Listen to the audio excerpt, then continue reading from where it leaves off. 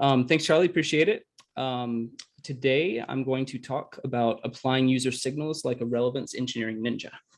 Thought I'd have some fun with this presentation.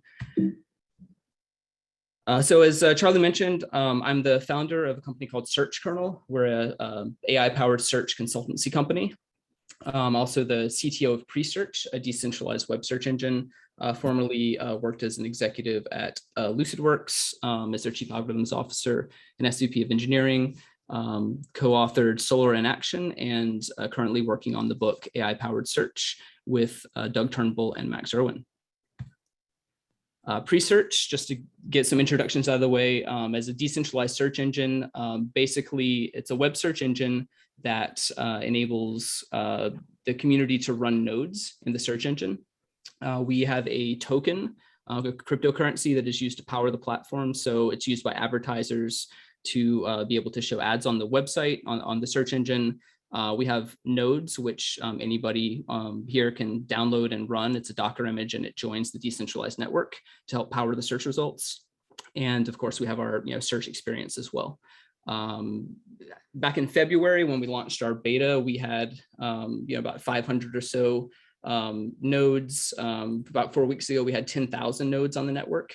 And over the last 4 weeks, we've grown to over 25,000 nodes. So that's people around the internet who are interested in decentralization, interested in the project, essentially just running the software to help power the search engine. So happy to talk more about that later. Search Kernel, as I mentioned, search consultancy for folks needing help building intelligent search solutions. Not looking for customers right now. We're quite busy, but definitely keep us on your list if you have future needs. And then, of course, AI-powered search, the book I'm working on with Doug and Max. We're getting pretty close to wrapping it up, but some great stuff there if you want to check it out.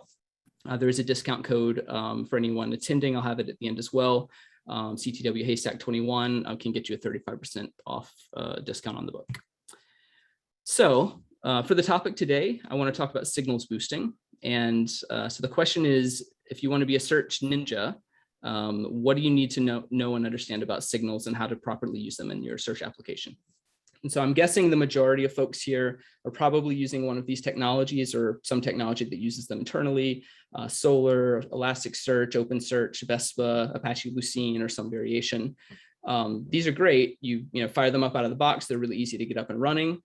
But of course, when you first ingest your data and try to run your first search out of the box, the results often don't look anything like what you would expect from a high quality search engine. And so in this case, I searched for iPad, and what I found was a bunch of documents that contained the term iPad, but were clearly not what I was looking for as a user. And so, of course, as search ninjas, we're going to take our ninja skills and see if we can approach this problem and try to fix it. So the first thing that people will tend to do, so they notice, oh, hey, it did match the text that I was looking for. Maybe I can apply some different field level boosts, try to boost the manufacturer, boost the name, those kinds of things. Maybe I can by hand tweak my algorithm to be able to get better results. Unfortunately, in this case, you'll notice that the manufacturer for all three of these is listed as iPad, which is actually wrong. This data is just tagged incorrectly.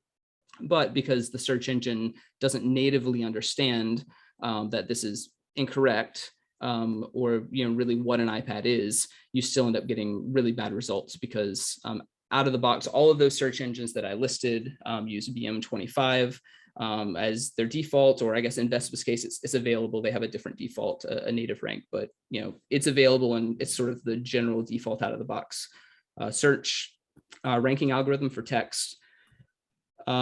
But unfortunately, the algorithm, which I won't go through, you can look this up later. All it does is looks at terms that are in documents, sort of how often they appear, how significant they are, how rare they are, and how many times they appear. And ultimately, it just doesn't understand the documents. And so when I think of building intelligent search, this is a graph that I often, or an image that I often talk about. Out of the box, everybody tends to start with this basic keyword search, which is what we just looked at. BM25 or some TF-IDF based ranking, it's just looking at the text you have and trying to match. But as people start to realize that that's not giving them the results they're looking for, they start moving further and further up this search intelligence spectrum. And so they start looking at things like generating taxonomies and knowledge graphs. They start looking at trying to really understand query intent, things like query classification, semantic search, question answering systems, et cetera. I'm starting to focus on personalization, which we'll touch on in this presentation. And then they start getting into this notion of automated relevance tuning. So how do I take not just the data that I have, but also my interactions with end users and sort of what they're signaling to me that is important to them, and leveraging that in my search relevance calculations. And so predominantly what we'll talk about today is this yellow one right here, which is signals boosting. We'll briefly touch on learning to rank, but eventually when you combine all these techniques together, the ultimate goal is to make the system as smart as it can be, for it to be able to constantly learn from the data that's changing and to constantly learn from the user interactions with the system, so that the system itself can become self-learning and constantly sort of tuning and getting better without a lot of manual intervention. And so as we start to talk about signals boosting, let's direct our attention to the major problem, which is, as we sort of started out, we've got these bad search results for this query for iPad. And so, using our search ninja skills, we notice that there's another data set we haven't leveraged yet, which is our end users. And so if we look at the end users in contrast with the results that we started with, we notice that when they search for iPad, they're actually tending to find these products over here, as opposed to the products the search engine is returning. And so that brings us to the idea of applying those signals, those interactions from end users, using something called reflected intelligence, which is taking the user input, building models based upon it, and then pushing those models back into the search engine so that it can be constantly getting better with the search results and relevance that comes back. And the idea of reflected intelligence is really just this notion of feedback loops. And so, at the very base, a user runs a search, they see some set of results. After they see those results, they take some action, they click on some results, they add some results to their shopping cart, they purchase some items. All of those interactions are signals, and those signals go to build these models that can then be turned back around to improve the next search that user or future users run. And so for signals specifically, in terms of processing signals for these kinds of models, the model typically looks like this. The user runs a search. After they run the search, we sort of log the user, what the query was, and what results they saw, and any actions that they take. So after they see the results, they take action. We record the clicks, the purchases, etc. Those signals then get processed into a learned relevance model, and that model goes back into the system, and the results get better and better.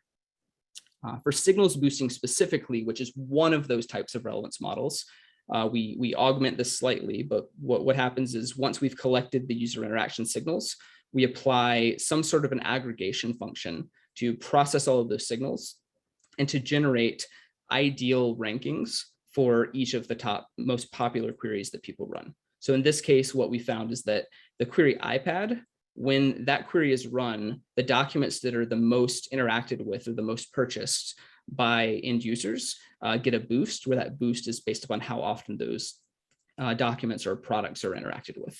And then on the subsequent search, whenever somebody runs the search, instead of just matching on the text iPad, we can boost the query, including those documents that are more likely to be relevant, and move those to the top.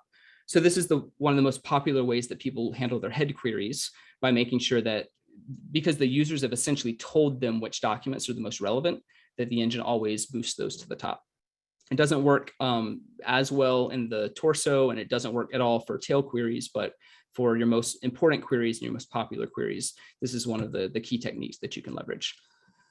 And whenever I've worked with clients before who are trying to implement either signals boosting or any of the other types of reflective intelligence algorithms, one of the biggest problems that I tend to come across is the fact that they just aren't storing their signals, or if they are, they're not storing them correctly. So oftentimes when people launch their search application, collecting signals and what they'll do with them in the future is an afterthought. And unfortunately, especially for larger organizations who might have multiple teams collecting data in different places, this often becomes one of the biggest hangups to effectively implementing reflected intelligence and signals boosting. And so in the book, I talk about this, but just to give you a sort of brief summary without getting into all the explanation why, this is the standard format that I tend to recommend for people when they collect signals to ensure that they're future-proofing their ability to leverage all of the different kinds of learning that can take place from these signals.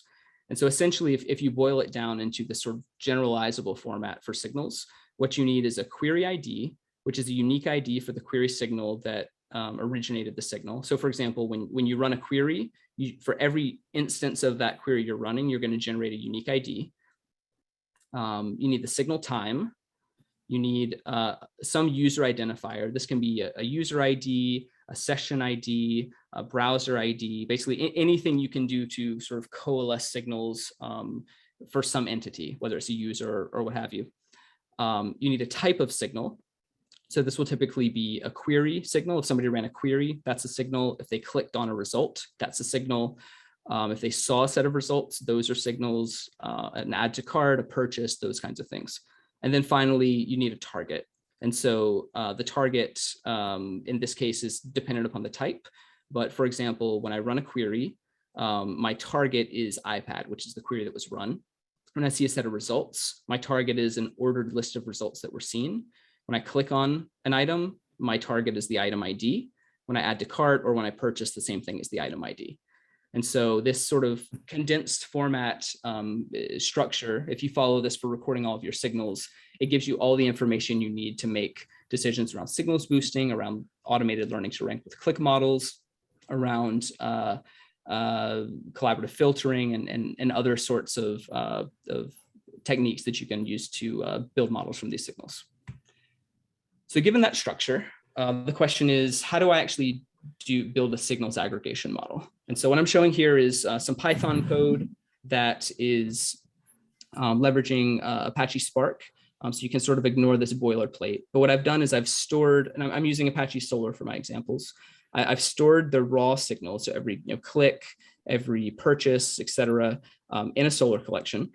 And I then run this aggregation. And just for sake of ease in terms of reading, I've done this in SQL syntax as opposed to Python, but hopefully for most people, it's actually easier to interpret that way. And so all I'm doing is I'm taking all of the signals that exist, in this case, my click signals and my query signals, and I'm generating an aggregated entry that has, for each query, show the docs that query maps to, along with the count of how many times that signal was generated. And so my aggregated signals over here on the right look like this, where I've got the query iPad. Whenever somebody searches for the query iPad, this document should get this boost, and this document should get this boost, et cetera. And then it continues on for my other queries. So this is your sort of most basic signals aggregation that you could run. And then at query time, once you've aggregated those signals, you would simply look up the aggregated signals that look like these documents, and then you would apply those as a boost on your query. So you generated this boosted query here. And finally, the query that actually generates your relevance rank search results looks like this, where you run the exact same query that you had before, but now you're passing in a boost, where the boost is boosting on this list of documents with associated boosts for each of them. And when you run this query, voila, you look at your search results, and instead of a bunch of adapters for iPads, you now get the real deal, the documents that you're looking for. So the before and after here is very clear. My results are way better now because I've crowdsourced my understanding of my most popular queries. But like I said, that's a very basic signals aggregation. And that's where most sort of intro tutorials tend to stop. But what we're actually going to do here is dive into some of the nuances of the kinds of things you need to do to really build a great signals boosting model and be a signals boosting ninja. And so the first area is normalizing queries. And so whenever I'm doing that signals processing, if I take a look at all of the different queries that came back and got signals boosts associated with them, you'll notice that there's a lot of redundancy here. So you see iPad, iPad, iPad. You kind of keep going down this list and notice that there's a lot of duplication, and most of the duplication here is just purely upper versus lowercase.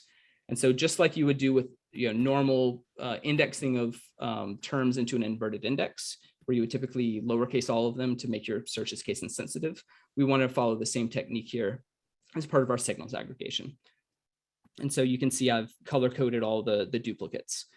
You can go further, and if you also ignore white space, so for example, iPad 2 with or without the space, multiple variations here could all coalesce to the same term, then I get even cleaner. If I stem, so if I get rid of the singulars versus plurals, that helps as well. But ultimately, even if we just went with a basic normalization that runs the exact same aggregation we had before, but in this case, just lower cases all of our queries as they come in, it's a night and day difference between the sort of noise over here and the sort of nice coalesced list over here. And then obviously you can see that you get to other signals much quicker. The nice thing about coalescing, and one of the reasons that this is even more important, is that the ability for signals boosting to work relies upon there being enough signals and the signal strength of the aggregated signals being strong. And so what you can actually see here is not only did I remove noise, but these counts actually coalesced into the more fine-grained version. So for example, whereas before the highest boost I had for iPad was 1050, now my boost is actually much higher because I've been able to coalesce all of these different variations into the same signal. And so this helps remove noise and also increases the strength of those signals.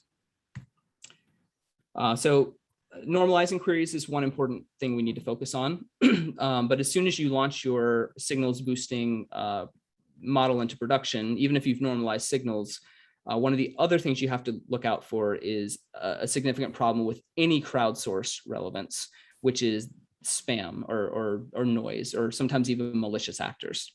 And so if I'm essentially allowing people to run searches, taking the searches they ran and the things they clicked on and using those as the model for what other people should see, that makes it really easy for somebody to come in and be malicious. And so just to demonstrate this, let's say that we've got a really smart monkey or gorilla who wants to come use our search engine.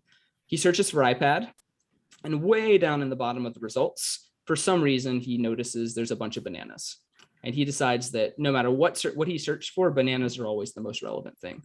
So he starts to click on bananas because he loves them, continues clicking, and the more he clicks, the more signals are generated. And eventually bananas move all the way up to the top of the search results. No matter what the query was, it's bananas because he's a very active user of the website. That's obviously not ideal. We obviously need to figure out some way to counteract that. And so maybe a more practical example is this one. And so imagine somebody comes to your search engine and they run a search for Star Wars, and you expect to see Star Wars movies, Star Wars paraphernalia, but ultimately you end up seeing a trash can as the #1 result. It is Star Wars themed, so it does match the query. But the question is, why are we getting a trash can as our top result? So you have your data analysts go in and try to figure out what in the world is going on. And you come to realize there's this one user who is really, really mad about the first 3 prequels to Star Wars and just thought, the whole franchise was trashed, or maybe it was the more recent movies and they just, can't stand them. They want to go back to the originals. And so they did the same thing. They came in, they just clicked on this trash can over and over and over until it ultimately showed up at the top of the results. So in order to fight this, super easy. Again, we're just building on that same aggregation that we ran before. There's 2 things that we can do. The first one is essentially take all of the signals and coalesce them by user. So in this case, I'm grouping not just by the query and the document, but I'm also grouping by the user. And what this effectively does is makes it so that no matter how many signals one user generates, that signal only counts 1 time, or we only count 1 of those signals. And then of course, because the user does have multiple signals, we need to choose which one of their signals we're going to keep. And so in this case, I'm choosing the maximum signal or the most recent signal. And what that allows the user to do is go in and change their preference over time by generating new signals, but they still only get to count 1 of them. And if you are really sensitive, what you can also do is instead of using the most recent signal, you can use the oldest signal. In this case, that would mean that the user can't continue clicking over and over and having his signal count higher if you're using some sort of a time decay, for example, which I'll show in just a minute. But sometimes you want to weight newer signals higher than older signals. And if that's the case, you may want to use the user's oldest signal instead of the newest, but I tend to use newest.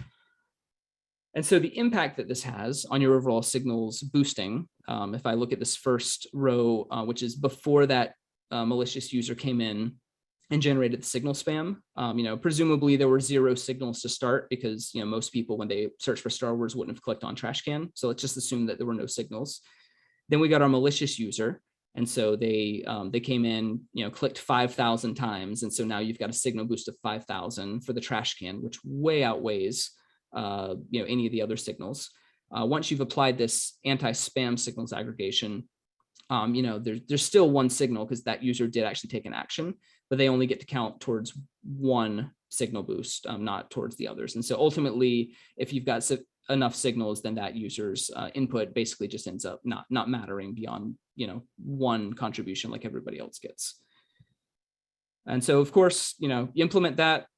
The trash can still has one signal, but now you get the results you're looking for because that user no longer has any more weight than any other user.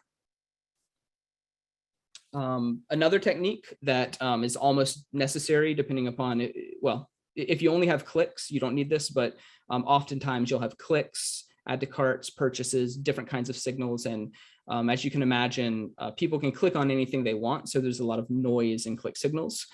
Add to cart signals are a little bit more reliable, and purchases are very reliable because now the end user has some skin in the game. They have to actually pay money to generate that signal. And so oftentimes looking at the purchases gives you way better insight into actual user interests than the other kinds of signals.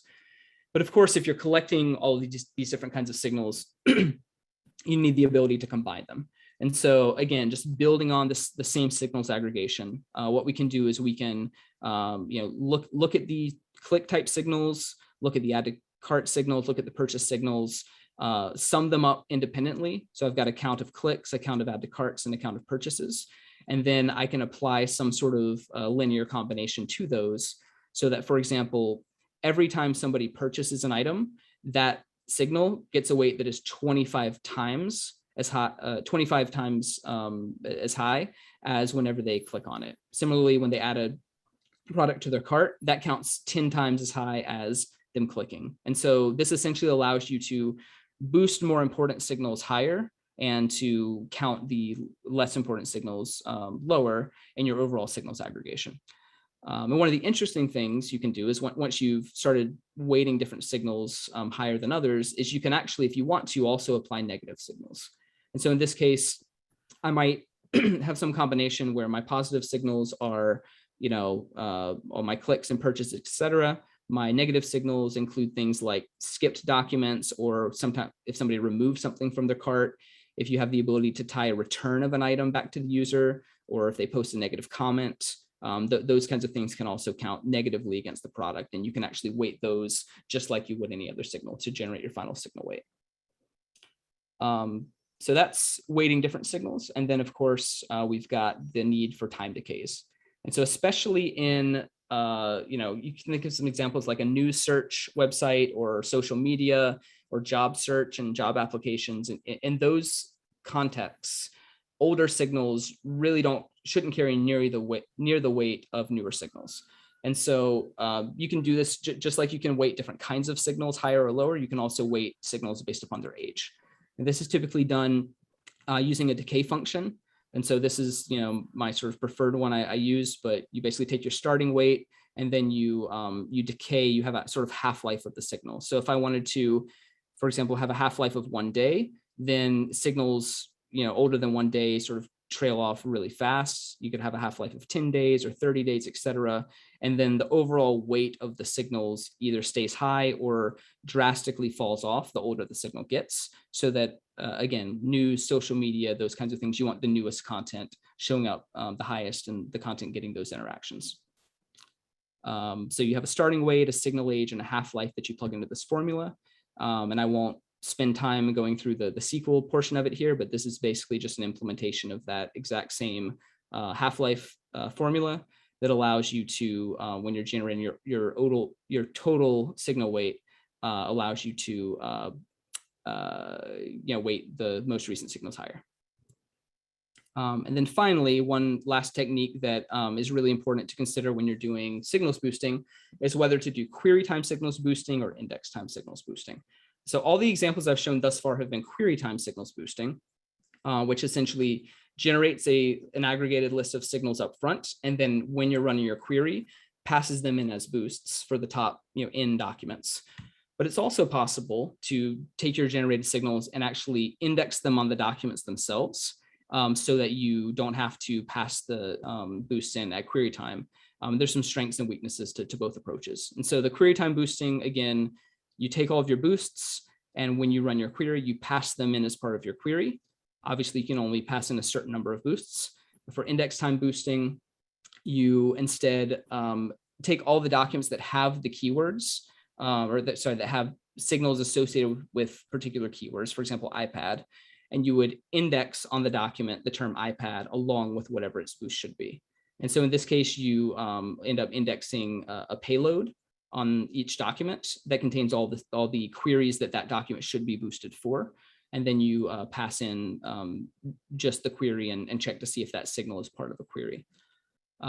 So the aggregation for doing this practically for index time signals boosting looks like this, where I start out with the same aggregated signals that I had for query time boosting, but I'd go one extra step, which is I then take those aggregated signals and I re-index all of the documents, tagging them with the signals.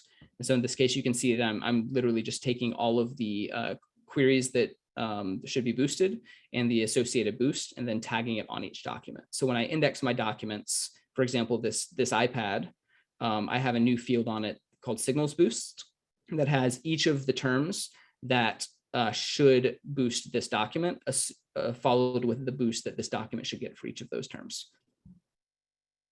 And then at query time, this is the same query I showed you 2 slides ago, where I just now pass in and I say, hey, pass the query in, and if it matches on this document, give it a boost based upon the amount that's in the payload, and voila, I get more or less the same results that I got for query time boosting, but now I'm just passing in the query and not the boosts at query time. There's some strengths and weaknesses to each of these approaches that people often ask about. And so very quickly, for the query time boosts, you have a sidecar signals boosting collection that you can update anytime without the need to reindex your primary documents, which is very flexible. Whereas with index time boosting, you're updating signals boosts. When you update the signals boost, it requires you to actually reindex all of the documents that are related to that keyword. So it can, from an infrastructure standpoint, this can be a lot more processing and harder to deal with. With query time boosting, you can only boost a limited number of results per query. For example, you can pass in 10 documents to boost or 20 documents to boost. You can't boost on every document. Whereas with index time boosting, you can boost an unlimited number of results per query because you're not passing those all in on every query, they're pre-indexed. With query time boosting, you can easily run experiments with changing boosts and aggregations and functions. So again, it's much more flexible. But with index time boosting, it can be complicated to run experiments because you have to essentially dual index your boosts into different fields and then switch back and forth between those fields using pre-generated function calculations at index time. Query time boosting, even though it's flexible though, doesn't scale very well, especially with regard to results paging. So whenever someone clicks to go into page 2 or page 3, now all of a sudden you need to return more boosts to boost the items that might be on those pages. And so it starts getting very slow as you page through more results. Whereas index time boosting scales very well. You can page as deep as you want and the boosts still remain constant. And finally, the results ordering can be inconsistent sometimes when you're doing query time boosting because you might, as you page, you might select a boost that's sort of further down the list, and it might actually move a document higher, depending upon what you're combining with it from a maybe TF-IDF standpoint or other features. Whereas with index time boosting, the results are always consistent. And so in a lot of cases, index time boosting ends up just being more foolproof and working better, but it is a lot more challenging from an infrastructure standpoint. So those are just things to keep in mind. And then, of course, in addition to, so this presentation was all about signals boosting, and hopefully those techniques are helpful. But I did want to just reinforce that there are other types of reflective intelligence that you can follow. So signals boosting, we just talked about. I think of it as popularized relevancy, where you're making sure that the most popular documents for your most popular queries show up. Then you have learning to rank, which is generalized relevancy. This make sure that you've built a general ranking function that works well. Again, you can do it based upon your click streams and signals. And collaborative filtering, which is personalized relevancy. This is building models, for particular users based upon what their interests are. And so, the same general model for learning to rank that we had before, but instead of building a signals aggregation, now we're building a ranking classifier.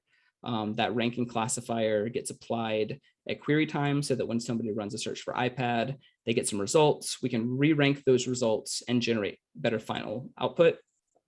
And then this talk isn't about learning to rank, but if you do check out AI-powered search, you can look at chapters 10 on learning to rank for generalizable search relevance, 11, building learning to rank training data from user clicks, and chapter 12, overcoming bias and learned relevance models. Those are all by Doug Turnbull, and he's done a great job on them if you want to understand more about that topic and how you can use signals to build automated learning to rank. And then I mentioned collaborative filtering as well. Again, the same exact model. Somebody searches for iPad, we collect the same results, but in this case, instead of building a signals aggregation, we're doing matrix factorization so that we can figure out, for example, this user, for this item, we should recommend it with this weight. And so this is how you would generate recommendations on your website. And so those are just scratching the surface for the kinds of reflective intelligence models that you can build. In this case, I've got some other ones. This is the one we just saw for collaborative filtering for user item recommendations.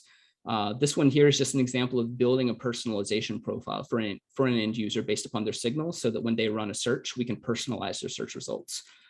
This one here is item to item recommendations. And this last one is query to item recommendations, which is effectively the same thing as signals boosting. And there's many more techniques as well, but this just kind of scratches the surface. If you want to learn more about that, you can check out the chapter 4 crowdsourced relevance or chapter 9 personalized relevance from AI powered search. And so, there are some different risks and problems with leveraging any kind of crowdsourced relevance. We touched on this earlier. If there's any current biases in the information in the data, those are going to be reinforced, unfortunately, by any crowdsourcing. So you can get around that with learning to rank or applying some use case specific models or trying to identify bias and explicitly remove that. They're subject to manipulation, like we saw with the Gorilla and Star Wars example, and you can apply user or session filtering and some other techniques for that. And then they both suffer from the cold start problem. And so for the cold start problem, you can get around that with building a generalizable learning to rank model or leveraging content-based relevance a bit more. And then the last topic here is just this notion of privacy and tracking. So anytime you're collecting user signals, you have to be careful. And in a lot of cases, it's actually inappropriate to be collecting signals. And so with Presearch, the decentralized search engine that I work for, one of the things that we make sure is that we don't track or store our users' queries. And so that immediately removes a massive potential source of useful information for search ranking. But it's really important because especially in web search, users simply don't want to be tracked these days. Google and Bing and others do it, but most users, given the option, would rather not be tracked by their search engine. So we take that seriously. It's still possible to collect certain kinds of information anonymously, but you just have to bear in mind that there's almost all signals can be used to somehow identify a user if you're not careful. So if there's uncommon query terms, any combination of terms, even if they're not uncommon, that come together could be used to identify user IP addresses, any combination of general characteristics that could be used to fingerprint a user, like browser agent, location, device info, etc. There are some cryptographic techniques you can use to anonymize some of this and make sure that it can't be exposed. But it's just in general a very hard problem. And so there are some other interesting approaches like Roy's presentation earlier about the web search bootstrapping problem with contextual graphs that are really interesting. So maybe there's ways to generate some of the same kind of data without actually logging anything that users do. So those are some techniques that we want to be looking at. But ultimately, again, with privacy and tracking, you just need to use common sense, understand your users' expectations, obviously respect the law like GDPR, et cetera. But more importantly, just make sure you use reasonable ethical standards around privacy and tracking, and only track what you need to track, because people don't want to be tracked. So yeah, summary: signals boosting, which we focused on today, ensures that your most popular queries show up first for your most popular items for your most popular queries show up first. And then you've got learning to rank and collaborative filtering, which allow you to build a generalizable search relevance model from signals, and collaborative filtering, a personalized search relevance model from signals. And so hopefully you can take some of those techniques, especially the signals boosting, and apply them and be a search relevance ninja and a signals boosting ninja. And with that, I will say thank you. And if we've got time for a few questions, Charlie, I will be happy to take those. Fantastic. Thank you, Trey. Obviously, we're all ninjas in this room, in this virtual room. So I'm going to see what questions we have. And I'm first just going to go to the room. Has anyone from the room got a question for Trey? No, there's no questions here. Thank you. Okay, so Deepak, how would you compare LTR models versus signals boosting? Which one is better? Let's put it on the spot. Sure, good question. So I mentioned 3 different types of models. Just go back here. They all do something different. And so signals boosting is really focused on understanding your head queries, what things people search for, specific queries, and what specific items show up the highest and are the most popular. So you really apply signals boosting on specific documents for specific queries to make sure you get them right. Learning to rank, I refer to as a generalizable relevance model. And so with learning to rank, what you're doing is you're taking you're taking all of your signals, and if you build a click model or what have you, it's training data. That's where the signals come into play. But what you're ultimately doing is building a model that you can apply to any query. So even queries you've never seen before, because what learning to rank does is it trains a relevance function based upon features and attributes of the query and of the documents. And so the way I would think of it is learning to rank, you should do as a base relevance ranking algorithm that applies to all of your searches. And then signals boosting, you would layer on top of that for your specific most popular searches, because with learning to rank, you're trying to guess, in general, how should I rank? How should I weight all these different features? Whereas with signals boosting, you almost don't need any of that. You just say, I know the answer to this query, let me show it to you. So that one's not better than the other, they're just used for different purposes. Okay, thank you. So David Harris asks, how do you boost if you don't know what the queries were? How do you boost if you don't know what the queries were? So he's probably talking about in the context of pre-search, and the answer is we don't currently. So yeah, this we're not logging user queries, so we don't have the ability to actually apply signals boosting at pre-search currently, and that's just intentional. We tell people that we don't track them, and we don't, and so until we've built out a better mechanism for being able to do some of these things while respecting privacy, we basically just don't collect the data. But in my examples in here and in the book, this sort of e-com example, most users using an e-com site are expecting that their searches and their purchases and all those kinds of things are being tracked as sort of part of the experience. And so, like I said earlier, it really depends upon the context. For web search, these days you have to be very careful about tracking. For most companies who have more sort of private internal engines or selling products, then the expectations there tend to be that the company knows what you're doing and looking for. Okay. Raphael asks, you mentioned one way to counter spam that is clicking in one product. How do you counter spam that might be clicking in all the results, e.g. scrapers? Yep, it's a great question. So obviously, if you have a web crawler that just touches many products or many documents, you could potentially find them and just filter all of their signals out.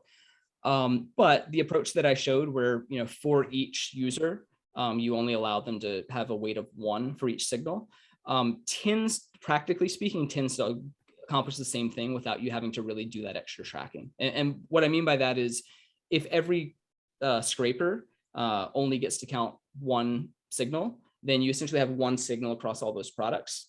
And as long as you have a minimum threshold, then you can essentially kind of ignore that one signal because it's just noise. There's so many other signals typically that those carry the weight, and this one kind of that doesn't matter at all. If you have a lot of scrapers and they're all counted differently and they all apply lots of signals, you could have an issue, and that would definitely be something to look at. But yeah, you would want to sort of find the accounts or the users or the sessions with lots of touch points and handle those explicitly. Mm-hmm. Okay.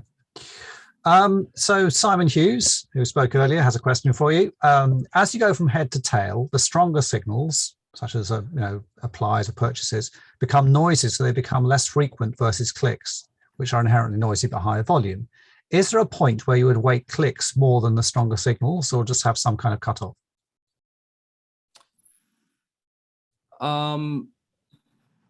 So typically, even when you go further down the tail, in my experience, the purchases are still going to count more than the clicks. So it is definitely the case that you have more clicks than you have purchases. But if you got a purchase, somebody putting skin in the game, someone saying I searched for this and I purchased this one item, then you're going to tend to want to rank that higher. So you always want to have a balance, right? Where it's not all or nothing, yes purchases or yes clicks. Instead, you want it to be, well, if I have a purchase, it's 25 times higher than my clicks, for example. But if I ended up having 100 clicks, then that essentially counts as 4 purchases. And so I think by just keeping that weight, maybe you do tweak it up or down for the head versus the tail or the torso. But in general, I think if you have something like a purchase, it's a stronger signal in general. So even if you have less of them, they should still count more. Is how I tend to think about it. But yeah, if you only have 1 purchase or 2 purchases, you might want to discount those because that 1 or 2 purchases might have been noise. But if you have, at least a minimum threshold, I think that you would still want to count them higher. Okay. So we're going to take one last question here. Bertrand asks, can you explain again why query time boosting performance degrades when paginating? Yeah. So at a high level, whenever you run a query time boost, let's say I have 10 results on my first page. I'm probably going to pull in about 10, maybe a little bit more documents that I want to boost on. So as part of my query, I pass in those document IDs with an associated boost. That works great. But what happens when I get to page 2? When I get to page 2, I can do one of 2 things. I can either only boost on those 10 from page 1 and just leave them on page 1. And then my page 2 results are awful again, like those adapters we saw earlier. Or I can say, hey, now that I'm on page 2, I know that I might be going further into my boost. I need to find the next 10 most relevant documents. And then page 3, I need to now find the next 10 most relevant documents. So once you've gotten 5 pages in, you really need at least 50 boosts to be passed in order for your results to remain relevant. And so that's what I mean by it not scaling well. I'm assuming that when you get to page 2, you don't want the results to be garbage. If you wanted to keep it scaling, you could just make page 1 good and page 2 garbage, page 2 and beyond garbage, but I wouldn't recommend that. Okay, I think we're going to leave it there. So thank you so much, Trey. Thanks, always great to hear from you. And my last question is, when is AI-powered search going to be ready? That's a great question. We're wrapping up the last few chapters now. Don't have an exact date, but as soon as humanly possible. Fantastic.